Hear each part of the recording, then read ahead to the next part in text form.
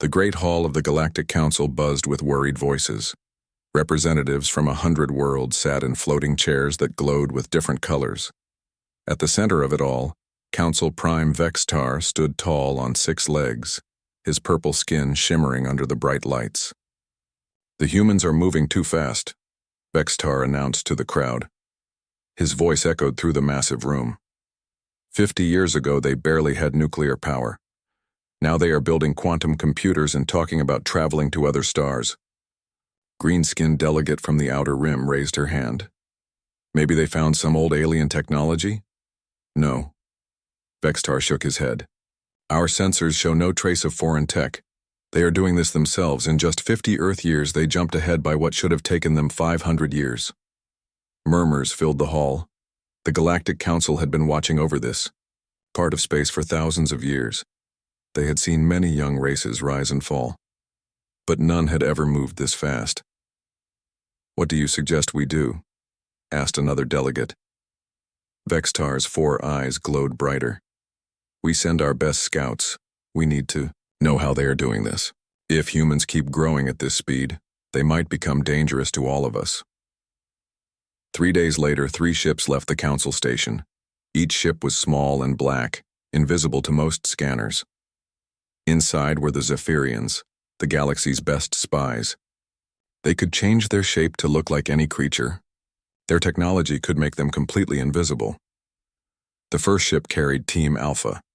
Their leader was Kang Do-yun, a tall Zephyrian who had been watching alien races for over 200 years. His team had 5 other scouts, all experts in military matters. Their job was to watch human armies and weapons. "Remember," Do-yun told his team as Earth grew larger on their screen, "we are just watching. Do not let them see you. Do not touch anything. We go in, we learn, we come back." His teammate Yoon Tae-hyung nodded. "How dangerous can they be? They still use chemical rockets." Team Beta traveled in the second ship. Nasubin led this group. She was a xenobiologist who had studied the minds of 50 different alien races. Her job was to understand how humans think and live together. "Humans are social creatures," she explained to her team. "They live in big groups and work together, but they also fight each other a lot. We need to learn why they do both." Her team would hide among human cities and watch their daily lives. They would study human families, schools, and governments. The third ship carried Team Gamma, led by Park Woo-jin. He was the galaxy's best technology analyst. His job was to figure out how humans were advancing so quickly. "Look at these numbers." Woo-jin showed his team a holographic display. Humans invented computers 70 years ago. Now they are building machines that think faster than some of our best systems. This should not be possible. His team would focus on human research centers, universities, and technology companies. They needed to understand the secret behind human progress. All 3 ships reached Earth at the same time. They used different paths to avoid being seen together. The planet looked blue and green from space, with white clouds swirling around. It had seemed peaceful, but the Council knew looks could fool you. Team Alpha landed their ship in the cold forests of Siberia.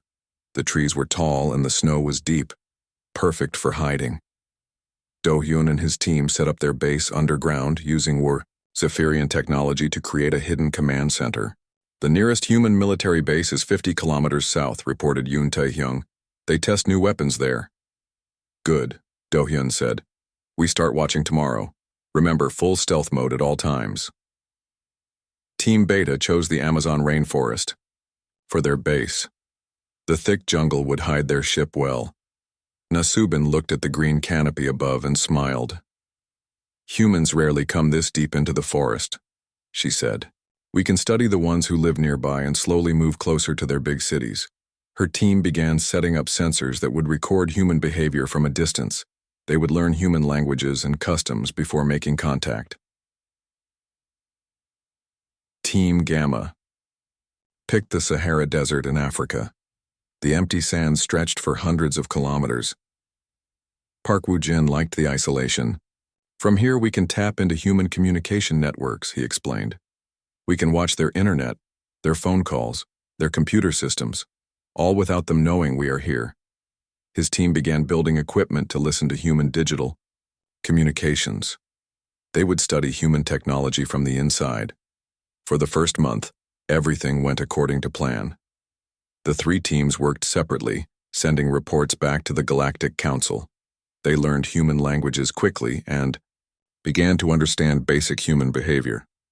Do-hyun's team watched human soldiers train with new weapons. The humans moved fast and worked together well, but their technology still seemed normal for their development level. Nasubin's team observed human families in small villages near the Amazon. They saw humans take care of each other, teach their children, and solve problems together. It reminded her of other social species she had studied. Park Woo-jin's team hacked into human computer networks. They found millions of humans sharing information freely across their internet. Scientists from different countries worked together on research projects. This cooperation impressed Woo-jin. But as the weeks passed, strange things began to happen. Small things at first. Things that made the scouts pause and wonder. Do-hyun noticed that human guards at the military base sometimes stopped and looked around, as if they sensed something wrong. Even when his team was perfectly invisible, some humans seemed to know they were being watched. Nasubin saw human children in the village draw pictures of strange creatures that looked very much like Zephyrians. When she asked the village teacher about the drawings, the woman just shrugged and said, "Children have big imaginations." Park Woo-jin found something even stranger in the human internet. Some humans were posting mathematical equations that looked similar to Zephyrian science. When he traced the posts, he found they came from ordinary humans who claimed the ideas just came to them in dreams. None of the team leaders reported these odd events to the council yet. They thought they were just coincidences. After all, humans were still a young race. They could not possibly detect advanced Zephyrian technology. But deep in their minds, all three leaders began to feel something they had never felt before while watching an alien race. They felt like they were the ones being watched. 6 months had passed since the three teams arrived on Earth. What started as a simple observation mission was becoming something much stranger. The scouts were supposed to be invisible watchers, but increasingly they felt like they were being studied in return. Kang Do-hyun crouched behind a concrete wall at the Russian military base. His team's invisibility field was working perfectly. No human technology could detect them. Yet the security guard walking past stopped right in front of Do-hyun's position. The guard was an older man with gray hair and tired eyes. He wore a thick winter coat and carried a flashlight. Nothing special about him. But he stood there for a full minute, staring directly at the spot where Do-hyun was hiding. "I know someone is there," the guard said quietly in Russian. His voice was calm, not afraid. "I can feel you watching us." Do-hyun held his breath. This was impossible. Zephyrian stealth technology had never failed before. The guard shrugged and walked away, but his words echoed in Do-hyun's mind. Later that night, Do-hyun contacted his teammate Yoon Tae-hyung through their quantum communicator. "Have you noticed anything strange about the humans?" "Yes," Tae-hyung replied, from his position near the weapons testing area. "Some of them act like they know we are here. A female scientist yesterday looked right at me and smiled. She could not see me, but she smiled anyway." Similar events were happening to Team Beta. In the Amazon, Nasubin had been watching a small village for weeks, studying how human families lived together. She had learned their language and understood their customs. Everything seemed normal, but the children were different. A little girl named Maria, only 6 years old, had started drawing pictures that made Nasubin's blood run cold. The drawings showed tall, thin creatures with 4 eyes and purple skin. Perfect drawings of Zephyrians, even though no human had ever seen one before. "Where did you see these creatures?" Nasubin had asked the girl's mother using a translation device. The woman looked at the drawings and laughed. "Maria has always been creative. She says they visit her in her dreams and teach her things." "What kind of things?" "Numbers, mostly. Yesterday she solved a math problem that my husband, who is an engineer, could not figure out." Nasubin felt a chill that had nothing to do with the jungle air. She recorded everything and sent reports to the other teams, but kept her growing fears to herself. The strangest events were happening to Park Woo-jin's team in the Sahara. They had successfully tapped into human internet networks and were monitoring Millions of conversations every day. Most of it was normal human chatter, but some messages were very different. A human mathematician in South Korea had posted equations on an academic forum. The equations described quantum field manipulation, something that should be impossible for humans to understand. When Woojin traced the post, he found it came from a man named Lee Ji-hoon, who worked as a high school teacher. Woojin decided to investigate. He used his shape-shifting ability to look like a human and traveled to Seoul. He found Lee Ji-hoon in Deo, a small classroom teaching algebra to teenagers. After class, Woojin approached him. "I saw your post about quantum fields. Very interesting work." Lee Ji-hoon looked confused. "What post?" "I do not know anything about quantum physics. I teach basic math."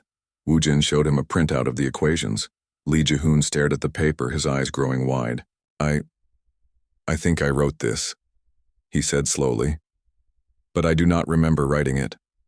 Sometimes I wake up with notes in my handwriting that I do not remember making." That night, Woojin watched Lee Ji-hoon's house from a distance. Around midnight, something incredible happened. The human got out of bed, walked to his desk, and began writing complex mathematical formulas. His eyes were closed. He was sleepwalking, but the equations he wrote were more advanced than anything in human textbooks. Woojin realized the equations matched Zephyrian theoretical physics. Somehow, this human was accessing knowledge he should not possess. The three team leaders held an emergency meeting using quantum communication.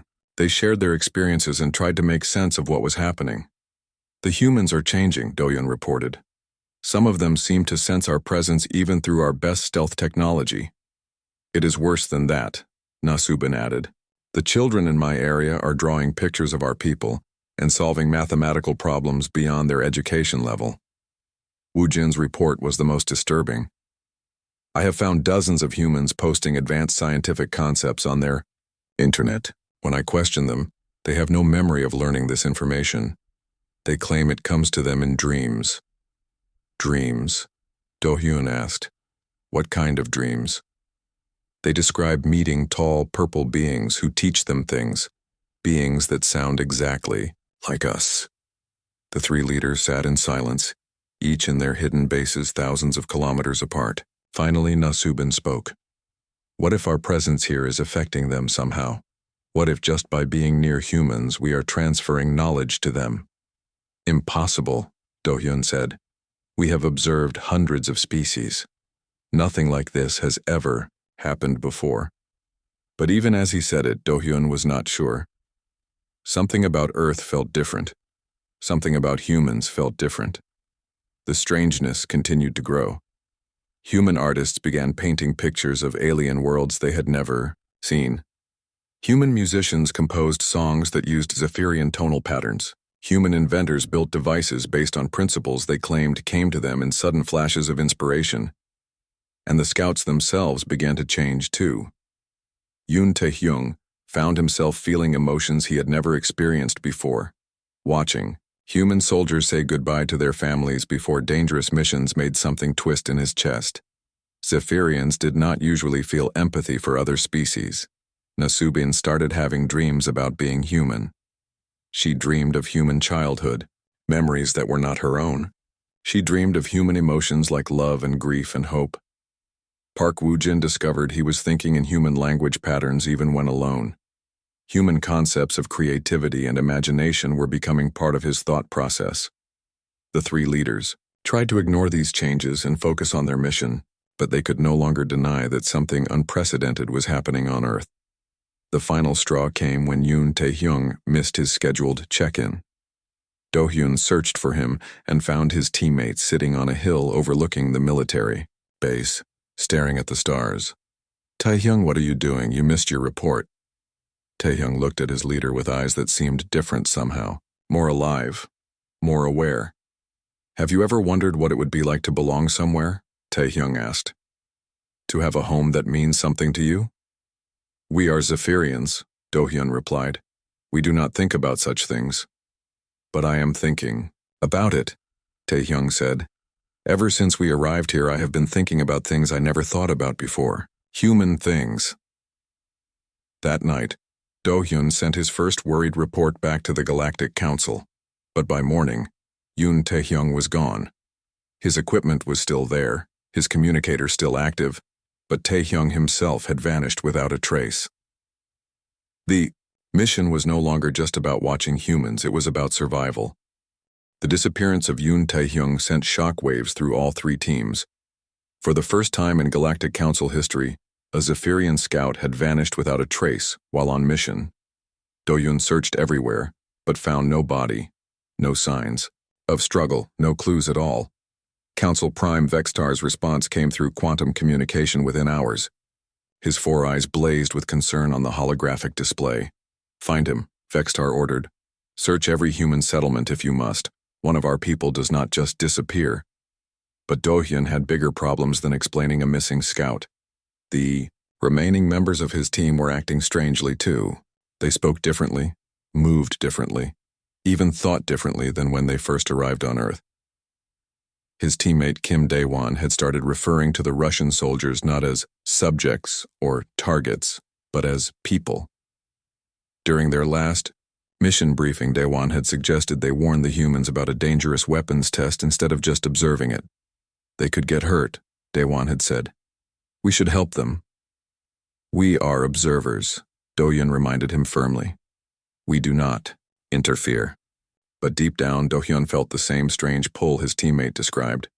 The urge to help, to protect, to connect with the humans they were watching. These feelings were completely alien to Zephyrian nature. In the Amazon, Na-subin faced an even stranger situation. She had been studying human social behavior by watching village families from a distance. Now she found herself wanting to join them. The village had been preparing for a festival, and Na-subin had watched the humans work together to build decorations and prepare food. Their joy and cooperation touched something in her that she did not know existed. One evening, a little boy from the village had wandered into the jungle and gotten lost. Na-subin found him crying by a river, scared and alone. Every rule of her mission said to stay hidden and let the humans handle their own problems. Instead, she had used her shape-shifting ability to look like a human woman and led the boy safely back to his family. The boy's mother had hugged Na-subin with tears in her eyes. Thank you," she had whispered. "You saved my son." In that moment, feeling the warmth of human gratitude, Na-subin experienced something she had never felt in 300 years of life. She felt like she belonged somewhere, but the changes went deeper than emotions. Na-subin began to notice that her own memories were becoming mixed with human ones. She remembered a human childhood that was not hers. She remembered the taste of human food she had never eaten, the warmth of a human family she had never had. More disturbing still, the humans around her were displaying knowledge they should not possess. The village children had begun singing songs in the Zephyrian language. The village elder had started carving symbols that matched ancient Zephyrian writing. When Na-subin asked the elder about the symbols, the old man just smiled. "They come to me in dreams," he said. "Beautiful beings with purple skin teach me their stories. They seem lonely, so I try to learn their language to talk with them." Na-subin realized with growing horror that somehow, her presence was creating a two-way connection between human and Zephyrian consciousness. Park Woo-jin's team in the Sahara faced the most dramatic changes of all. What had started as simple technological observation had become something far more complex. Human-computer networks were evolving at an impossible rate, and Woo-jin suspected his team's presence was the cause. Every time his team accessed human internet systems, those systems seemed to learn from the contact. Human artificial intelligence programs began displaying reasoning patterns that matched Zephyrian thought processes. Human quantum computers started solving problems using methods that existed only in classified Zephyrian research. The most shocking discovery came when Woo-jin tracked down a human programmer named Choi Min-hyuk, who had been posting revolutionary software code online. The code was clearly based on Zephyrian computing principles. But when Woo-jin confronted the man, Min-hyuk claimed no knowledge of alien technology. "I dream about purple beings who show me new ways to think about computers," Min-hyuk explained. "When I wake up, I understand things I never learned." Woo-jin decided to test a theory. He spent the night near Minhyuk's apartment, monitoring the human's brain activity with Zephyrian sensors.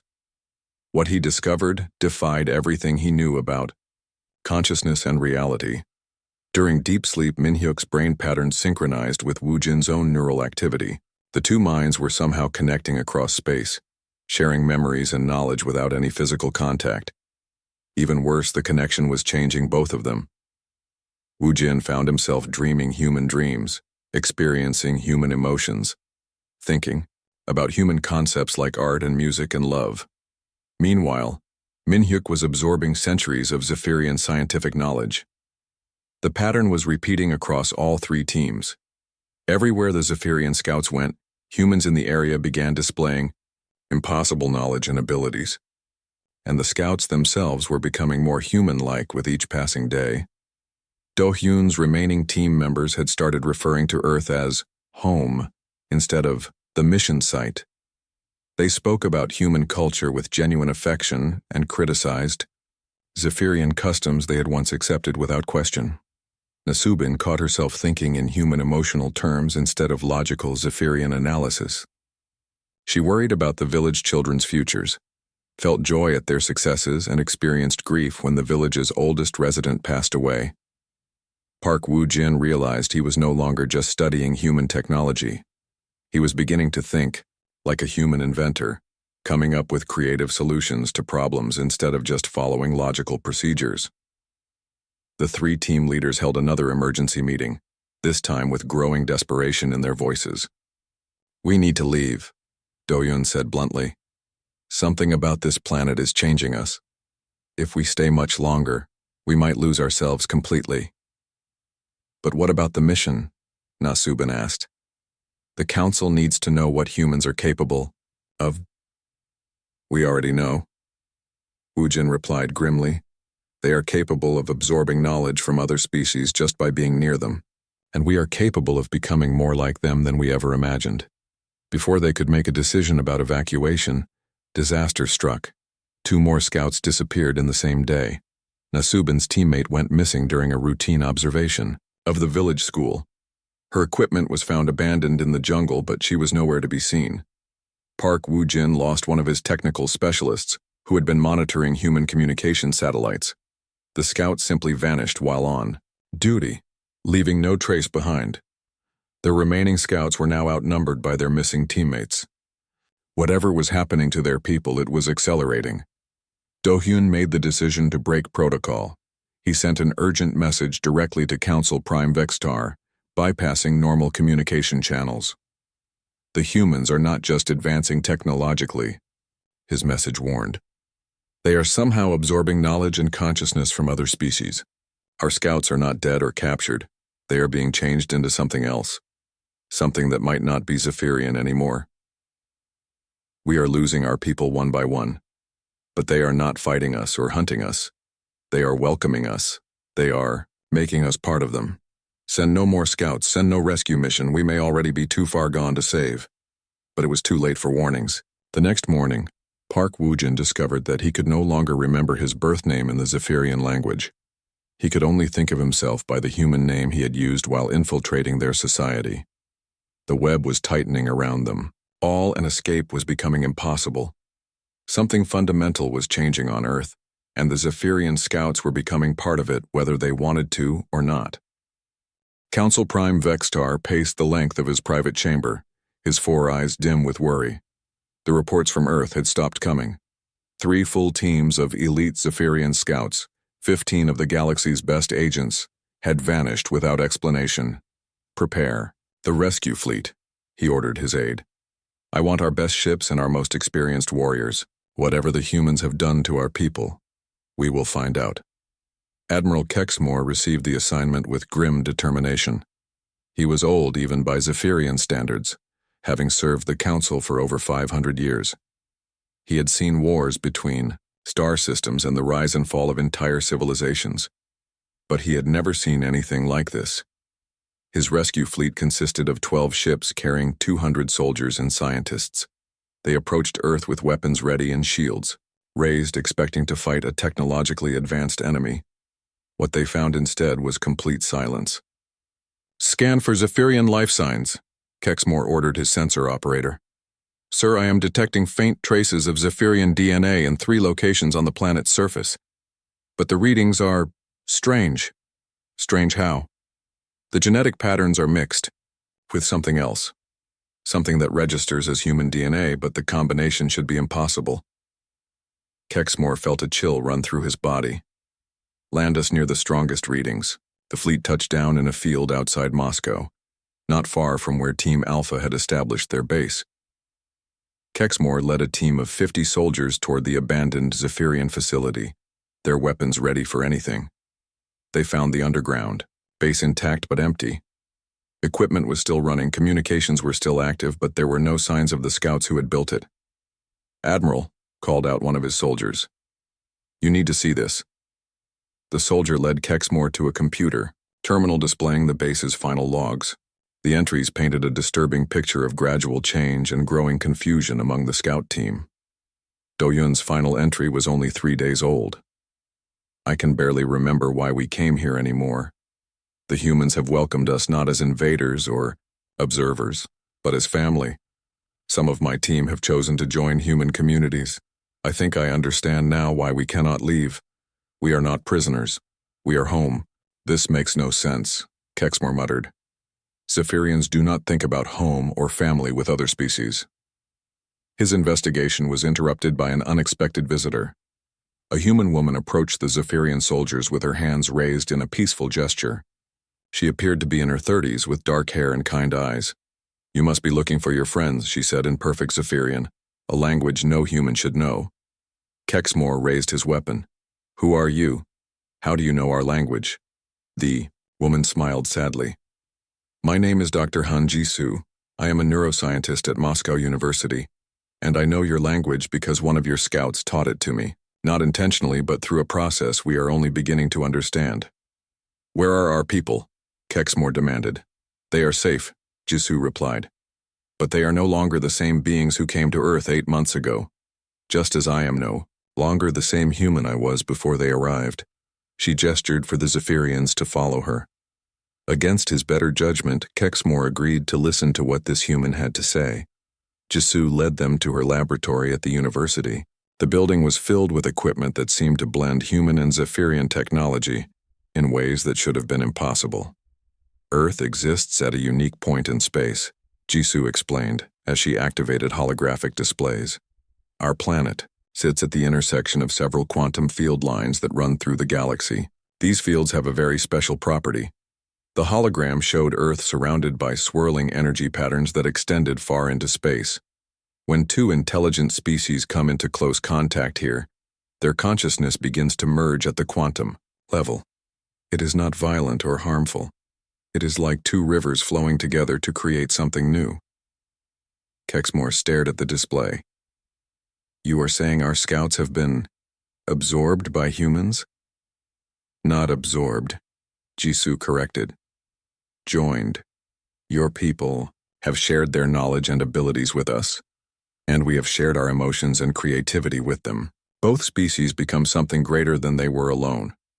She activated another display showing brain scans of humans and Zephyrians over time. "Look at these patterns. The humans in areas where your scouts were working show increased logical reasoning and access to advanced mathematical concepts. The Zephyrians show developing emotional depth and creative thinking." "This is impossible," Kexmore said, but his voice lacked conviction. "Is it?" Jisoo asked. "Your scouts came to study our rapid technological advancement. Did you never wonder how a young species like humanity could progress so quickly?" She showed him historical data stretching back hundreds of years. Every time an alien visitor has come to Earth, whether by accident or design, humans in the surrounding area have experienced sudden leaps in knowledge and ability. The crashed ships in Roswell, the ancient astronaut sightings, the unexplained technological breakthroughs throughout our history. We thought we were evolving naturally, but we were actually learning from every species that ever came near our world. Kexmore's mind reeled. "You are saying humans are some kind of knowledge parasites?" "Not parasites," Jisoo said firmly. "Symbionts. We do not steal knowledge. We share it. And in return, we offer something most species in the galaxy seem to lack, which is the ability to grow beyond what you thought possible, to feel emotions you have never felt, to imagine solutions you could never reach through logic alone, to become part of something larger than yourselves. Before Kexmore could respond, 3 figures entered the laboratory. He recognized them immediately despite their changed appearance. Kang Do-hyun walked with a confidence and warmth that no Zephyrian had ever displayed. Na-Subin moved with graceful emotions that made her seem more alive than any member of their species. Park Woo-jin's eyes held a creative spark that was completely alien to Zephyrian nature. "Admiral," Do-hyun said, spreading his arms in a very human gesture of welcome. "We have been waiting for you." "What have they done to you?" Kexmore whispered. "Nothing," Na-Subin replied. "They have given us the chance to become more than we ever were, to be part of a community that spans species and worlds."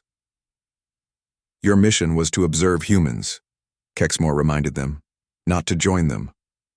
Park Woo-jin smiled, another expression that looked wrong on a Zephyrian face. "We did observe them, and we learned that observation without connection is meaningless. Humans do not just study other species. They embrace them." Dr. Jisoo stepped forward. "Admiral Kexmore, I want to show you something that might change your perspective on what is happening here." She led the group to a window overlooking the city of Moscow. In the streets below, humans and the remaining Zephyrian scouts worked together on construction projects, art installations, and scientific experiments. "Your people have not been captured or conquered," Jisoo explained. "They have been invited to become part of something new, a fusion of species that combines the best qualities of both." "And what about the Galactic Council?" Kexmore asked. "What happens when they learn what you have done?" Jisoo's expression grew serious. "That depends on whether they see this as a threat to be destroyed or as an opportunity to evolve." She turned to face the Zephyrian Admiral directly. "Your scouts did not disappear, Admiral.